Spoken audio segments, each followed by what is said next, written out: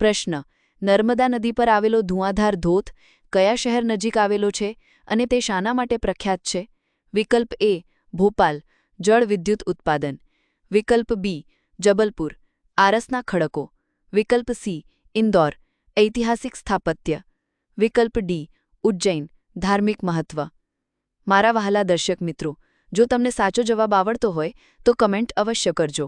સાચો જવાબ છે વિકલ્પ બી જબલપુર, આરસના ખડકો. વિગતવાર સમજૂતી. ધુઆંધાર ધોધ મધ્યપ્રદેશના જબલપુર શહેરથી આશરે 20 કિલોમીટર દૂર ભેડાઘાટ ખાતે આવેલો છે. આ ધોધની મુખ્ય વિશેષતા એ છે કે નર્મદા નદી અહીં પ્રસિદ્ધ આરસના એટલે કે માર્બલના ખડકોમાંથી પસાર થાય છે, જે સફેદ, ગુલાબી અને રાખોડી રંગના હોય છે.